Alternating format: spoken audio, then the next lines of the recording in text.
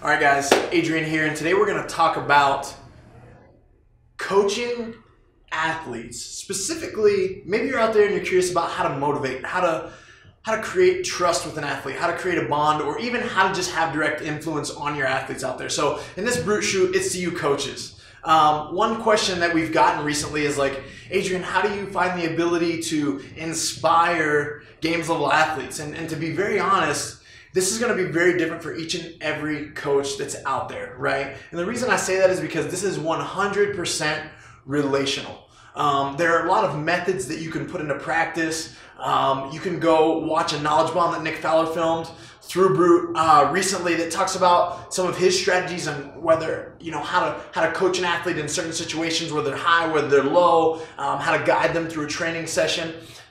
But none of that has merit unless we don't create a personal relationship with this individual.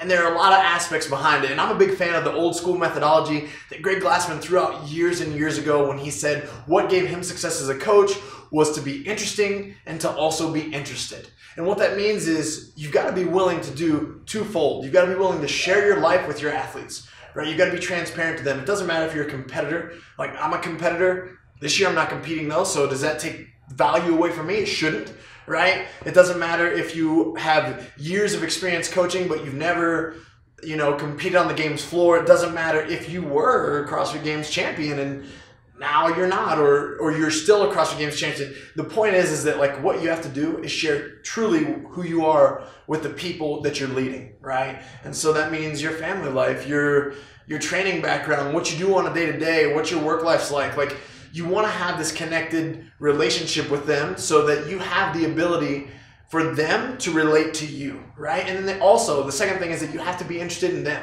So you got to ask questions like how their day is going. It can't just always be about the numbers and about the quantifiable data that is going to tell you how they're physically performing, but it has to be like, how are the relationships outside of the gym?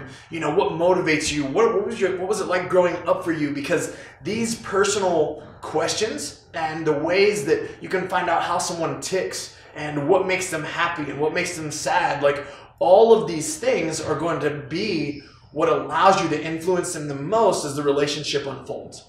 Then, as you go forward and you have this connection with these people, you're going to have the ability to see a look on their face, know exactly what they're thinking. At that point, hopefully you know what to say, when to say it. Sometimes you got to let a fire under their button and you need to use certain words. Sometimes you need to give them confidence and you got to use another phrase of words. You have to do another approach. Sometimes you need to yell and sometimes you need to motivate. Sometimes, and I would say that this is what sets most successful coaches apart from just another person out there trying to be a trainer, is that you have to never settle for mediocrity from your athletes, right? Like, there's this mentality of never relenting with just being okay. And I'm sharing with you guys the best coaching experience that I've ever had, not as a coach, but as an athlete, is in college.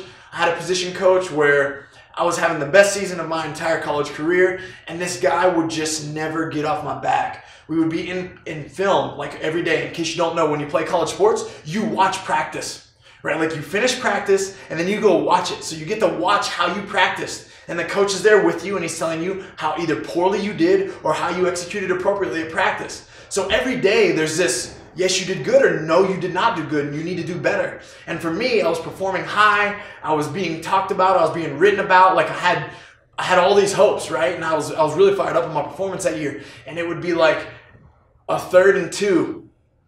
And in case you guys don't know, again, football terminology, sometimes it's really exciting to get 3 yards on a 3rd and 2 because you keep the drive going, you got a first down.